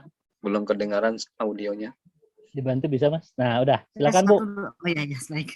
Assalamualaikum warahmatullahi wabarakatuh. Waalaikumsalam warahmatullahi. Terima kasih banyak Pak Wawan, Masya Allah ini guru besar saya dan Oh, luar beliau. biasanya nih saya bisa jumpa lagi nih Pak dengan Pak Aid, kalau nggak salah beliau yang menghijaukan gurun gobi apa ya kalau nggak salah ya. Bulana, di layar HP ada notifikasi, bisa diklik dulu Bu untuk speakernya. Belum kedengaran audionya. Ya kalau nggak salah menghijaukan tanah-tanah di daerah Timur Tengah ya Pak ya. Saya dan luar biasanya nih saya bisa jumpa lagi nih Pak dengan Pak Aid, kalau nggak salah beliau yang menghijaukan. Ya, silakan Bulana, apa yang mau ditanyakan? Ya baik. Ada yang mau ini saya suara. tanyakan ada beberapa hal, 4 nih. Nomor 1, kalau ada ini kebetulan nggak hubungan dengan dikumpai ya, tapi dengan lahan yang digunakan untuk sawit. Nah, lahannya itu tanahnya gambut. Kalau tanah gambut itu harus diapakan supaya bisa bagus. Yang kedua, kalau sawit itu banyak ulatnya, apakah bisa dengan ecoplant protector? Kemudian seberapa sering? Apakah seminggu sekali? Dan bagian mananya? Yang ketiga, tadi Pak Aib bilang katanya jangan difermentasi, padahal kita tahunya bahwa memang harus difermentasi, itu yang maaf banyak orang bilang agak repotnya di situ. Kalau misalnya orang mau ini nih mau negatif bilangnya agak repot tuh karena diiniin. Nah, padahal kan yang penting kualitas. Pemikiran kita harus pakai difermentasi dulu. Tapi ternyata enggak difermentasi.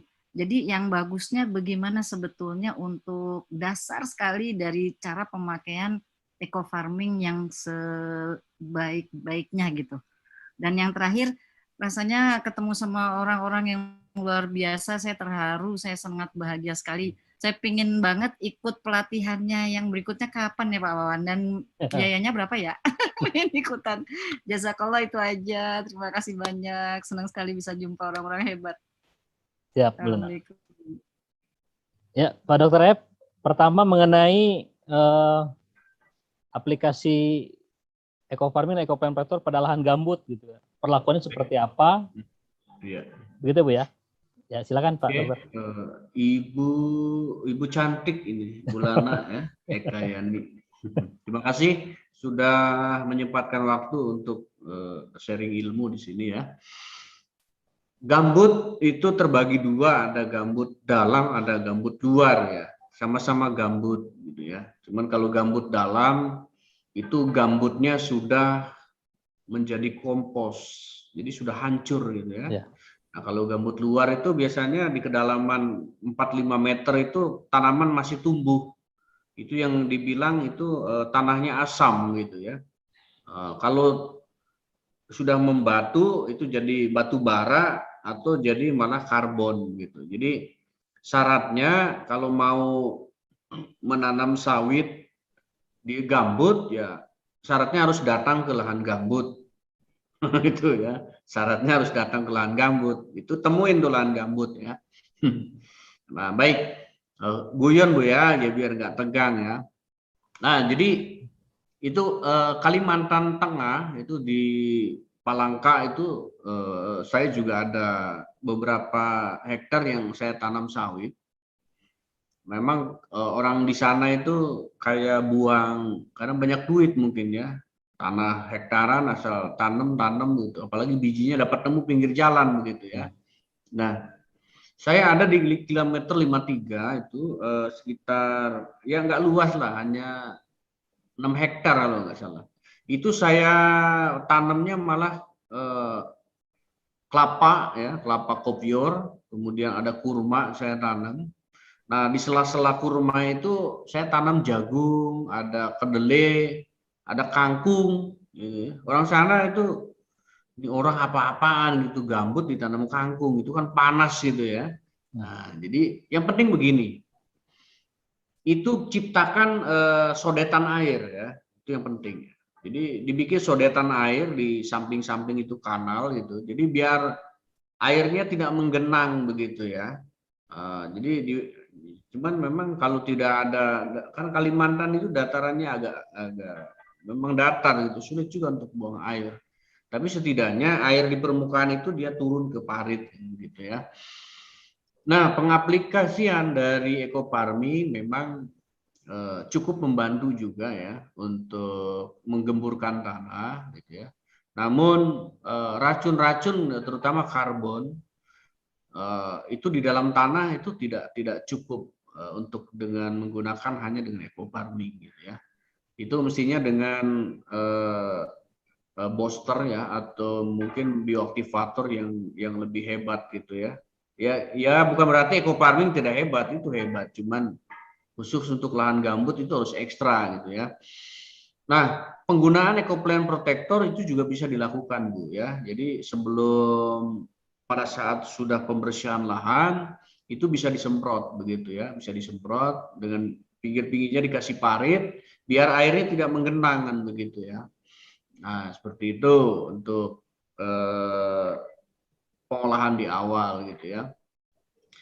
Jadi itu parit penting ya. Jadi jangan sampai dia terendam gitu. Terutama gambut-gambut luar gitu. Kalau gambut dalam biasanya sudah jadi kompos. Nah, kemudian tadi saya jelaskan, ini memang ada dualisme, bukan dualisme ya. Saya tidak membuat dualisme. Apakah boleh ekofarming difermentasi? Boleh, asal ya satu sama ahlinya lah gitu, itu aja. Boleh difermentasi sama ahlinya. Jadi kalau difermentasi bukan sama ahlinya, nanti mau bikin dodol jadinya kerupuk. Itu bahaya gitu ya. Jadi pikirannya difermentasi supaya jadi baik, malah menjadi racun karena bukan ahlinya gitu. Jadi boleh difermentasi tapi dengan ahlinya atau dengan didampingi ahli gitu aja ya. Nah, karena kan petani ini kan bukan berarti tidak ahli, kadang-kadang baru ketemu produk itu akhirnya coba-coba difermentasi ya. Justru jadi tambah tidak baik. Itu sudah hasil pemikiran para para ahli gitu ya. Jadi memang itu bakteri isinya itu difermentasi supaya bakterinya lebih banyak begitu ya ceritanya. Ya betul tujuannya lebih banyak, cuman kadang-kadang yang banyaknya malah bakteri-bakteri jahat masuk situ, dibawa lalat, dibawa kupu-kupu, ada angin masuk ke situ. Jadi justru ini yang sudah difermentasi di pabrik ya, sudah melalui tahap SOP yang benar, difermentasi lagi gitu. Nah, dari situ timbulnya banyak penyakit yang datang gitu. Makanya saya tidak merekomendasikan gitu. Jadi sudahlah dilarutkan, disemprotkan saja ke tanah begitu. Ya. Itu. Jadi itu aja. Jadi bukan tidak boleh, boleh asal oleh ahlinya atau didampingi ahli. Itu aja. Sip. Ya. Ya. Baik, memang produk eco farming ini melalui kajian panjang ya Pak Dr. F. Saifuddin dari keunggulan dan kelemahan sampai tim konsultan pun bisa menyampaikan dan meminimalisir dari faktor human error ya terutama dalam pengaplikasian eco farming. Tapi secara prinsip hadirnya Pak Dr. Aif di keluarga besar PT BES sudah memberikan pencerahan terutama mengenai arah visi dan misi petani cerdasnya yang beliau gagas dan sebagai motor pergerakan pertanian berkelanjutan di Indonesia. Jadi kita sudah sepakati kita akan mengenyampingkan yang namanya penggunaan racun-racun yang bisa mematikan tatanan agroekosistem, tanam, budaya yang kita tanam dan meracuni orang itu akan kita kesampingkan semua. Mungkin Bu Lana bisa dipahami ya tadi pertanyaannya? Siap, ya, sama-sama kasih. Mas Budi masih ada waktu? Ini sudah jam 10 atau mau satu lagi Pak Wawan? Boleh satu lagi nanti, ya satu lagi bisa. Oke, ini ada Bu Diana nih yang resen Bu. Bu silakan Bu, di-unmute Bu. Ya, gini Pak, kalau misalnya untuk lahan, dia lahan tidur 4 tahun tidak terpakai, kemudian karena sayang banyak lahan nggak kepakai itu Pak, dia mau diolah, diolahnya itu tetapi di situ juga airnya itu ada kena limbah dari pabrik. Itu gimana Pak pengolahannya itu Pak, dosisnya? Kan kalau misalnya seperti biasa yang udah kita ini kan mitra kumpai juga. Nah ini mau tanam kumpai di situ, di lahan di Surabaya nih Pak, di Biung. Nah itu tanahnya itu lama tidak diolah, tidak dipakai 4 tahun. Kemudian sudah mulai diolah, tetapi kira-kira dosis apa EPP-nya itu sama EF-nya itu gimana Pak? Seberapa banyak gitu Pak? Sama airnya itu ada kena limbah dari industri pabrik. Itu gimana cara penanganannya? Ada cara pengolahan tanahnya itu Pak? Itu aja. Ya, silakan Pak Baik, Dokter. Bu Diana ya. Ya. Ya, Itu Pak. paketnya kemarin saya terima Bu. Oh ya Pak, makasih. Jadi masuknya mungkin sudah beberapa hari, cuman keterima sama anak-anak ya, baru masuk di lab saya kemarin itu. Jadi Oh iya Pak. mohon maaf agak terlambat, jadi mungkin besok baru kita amati ya di laboratorium begitu ya kirimannya. Ya. Itu yang ini terkait tanah ini bukan ya? Iya betul Pak. Baik. Jadi apa kadar garamnya, salinitasnya apa kurang atau gimana, atau perlu ditambah garam atau gimana Pak itu Pak? Oh gitu ya. Jadi nanti karena ini belum saya cek lab, nah jadi besok sore, ingat-ingat ya besok sore, nanti kita ada chat ya hasilnya. Siap. Kalau sekarang kan saya nggak bisa menduga-duga gitu kan. Siap. Hanya Siap. mungkin gambaran umum saja bahwa ini perlu jadi kajian itu pabriknya limbahnya pabrik apa gitu kan. Kalau di sininya pabrik tempe kan enggak juga gitu. Jadi industrinya itu perlu jadi catatan. Industri Pak. Nah, ya industri kan macam-macam, industri tempe atau industri yang mengandung gas gitu ya atau polusi kan di situ nanti. Apa yang ada di situ baru kita bisa sampaikan ke ibu secara khusus atau mungkin ke tim kita gitu terkait nanti menjadi objek kajian. Oh ini loh menangani tanah yang seperti ini gitu. Yeah. Ya intinya sih kalau tanah tidur ya, tanah tidur itu memang tanah tidak digarap gitu ya. Iya. Sebenarnya tanahnya sih tidur, yang banyak sering bangun tuh orangnya gitu. Gitu. Nah, jadi itu bahasa saja ya. Yang sering bangun itu Pak Wawan gitu ya. Gitu. Dari tidur ya. Nah, dari tidur gitu ya, bangun tidur gitu ya. Kadang duluan Pak Wawan sama saya ya. Gitu. Jadi nanti Ibu kajiannya mungkin nanti lebih saya bisa share ke grup lah gitu ya, biar secara khusus nanti secara umum bisa dipahami oleh teman-teman di grup lain gitu, atau di teman satu grup gitu. Intinya memakmurkan bumi itu adalah ibadah, punya visi misi bagaimana optimalisasi lahan yang tidur tadi menjadi bangun gitu ya. Ya menjadi produktif maksudnya ya gitu, tidak produktif itu tidur, menjadi produktif itu sangat-sangat mulia dan kami support gitu ya. Mohon maaf itu kalau umpamanya ada paketnya agak terlambat itu, biasanya pas keterimanya hari libur. Nah pas saya turun nih ke lab ini, loh Bu ini ada paket, ada airnya itu, oh Bu Diana ini. Jadi mohon maaf, jadi baru besok bisa kami kaji gitu ya. Iya Pak, gitu. siap. Baik. Oke Pak. Siap, Bu Diana, makasih ya informasinya. 1,5 hektar loh Pak, itu di situ Pak. Ya boleh, nggak apa-apa lah. Ya, Iya nanti Pak. tanam kumpai lah situ ya. Iya memang yang benih yang itu Pak kan 2,5 hektar. Yang 1 hektar kan yang di Beji. Yang 1,5 itu mau ditanam di Wiyung itu Pak. Di Surabaya. Iya. Baik, mudah-mudahan ya kita siapkan nanti. Iya Pak, siap. Setelah datanya kami terima begitu ya. Siap. Makasih Pak. Yo, sama-sama. Ya, makasih Bu Diana ya. Sama-sama Ya, Mas Pak. Budi. Mas Budi, halo. Pak. Ya, silakan mungkin Pak Dr. Aib mau closing statement ya sebelum nanti saya mau menyampaikan mengenai informasi kumpai dan hormon organik terutama yang dalam proses masuk ke sistem BES ya. Mungkin Pak Dr. Aib Saifuddin dulu mau menyampaikan statement closing. Silakan Pak Dokter. Baik, dari saya tidak banyak yang ingin disampaikan kan begitu ya.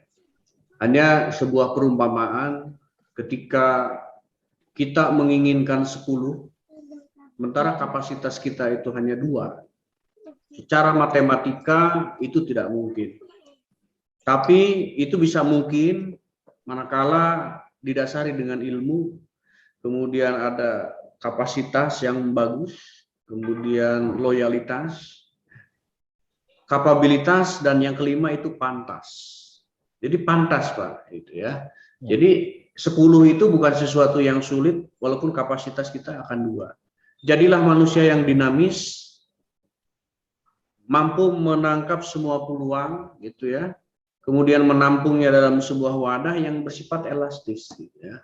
Jadi jadilah diri sendiri tanpa harus merubah, tapi buatlah kapasitas yang pantas, sehingga Tuhan akan mempantaskan kita.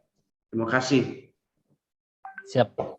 Ya, terima kasih Pak Dr. Aib Saifuddin atas pencerahan ilmunya pada kesempatan malam hari ini. Mudah-mudahan menjadi amal jariah beliau ya, terutama mengenai arah visi dan misi pertanian berkelanjutan Indonesia melalui wasilah PT BES ya. Nah, kemudian bagi para peserta Zoom meeting yang belum masuk ke dalam grup binaan tim konsultan mengenai produk eco farming dan eco plant protector, silakan di-save nomor saya ya, nanti minta dimasukkan ke grup ya. 0813 9542 4378. 0813 9542 4378. Dan minta dimasukkan ke dalam grup diskusi protektor. Silakan di-save nomor saya ya, nanti minta dimasukkan ke grup ya. 0813 9542 4378. Ya, ini ada delay ya. 9542 4378. Nah, begitu pula bagi para mitra yang ingin mengadakan demplot padi kumpai ya. Jadi padi kumpai ini launching di labnya Pak Dr. Aib Saifuddin, Embryonic Agricultural Plan. Nah, ini pertama di Indonesia nih, insya Allah menjadi padi masa depan Indonesia karena memang punya potensi sekali di atas 15 ton. Tentunya dengan SOP yang sudah dibuat beliau dengan tim, insya Allah beberapa bulan ke depan produk ini ya mudah-mudahan secepatnya masuk ke sistem PTBES ya sebagai salah satu kunci keberhasilan dalam produktivitas pertanian, terutama tanaman pangan dalam bentuk benih ya, karena benih itu sangat menentukan ya. Nah, silakan yang ingin mengetahui seputar info kumpai, berapa per paketnya, sampling, kemudian apa itu hormon organik, nah itu boleh silakan ditanyakan ke nomor yang tadi saya sampaikan ya, termasuk siapa saja yang belum masuk ke dalam grup binaan tim konsultan yang sudah masuk ke 43. Jadi grup itu 20, insya Allah berapa ratus pun kita siap gitu. Karena memang kita bentuk tanggung jawab kita di dalam pendampingan produksi. Ya. Mungkin seperti itu. Mudah-mudahan pada kesempatan ini memberikan pencerahan mengenai ilmu-ilmunya. Juga terima kasih Pak Dr. F. Saifuddin yang sudah menyampaikan materinya yang sangat luar biasa mengenai arah pertanian berkelanjutan di Indonesia ini. Untuk dari saya cukup sekian. Assalamualaikum warahmatullahi wabarakatuh. Silakan dilanjut.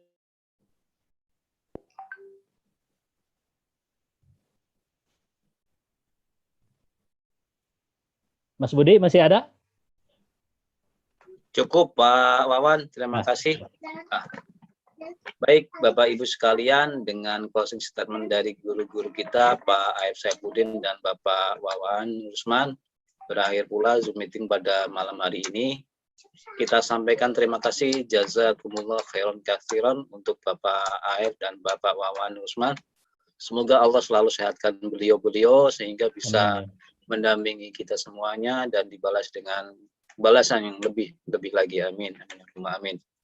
Akhirnya dari saya sebagai host, banyak kurang lebihnya mohon maaf dari tutur kata atau dari yang lain, mohon maaf sebesar-besarnya.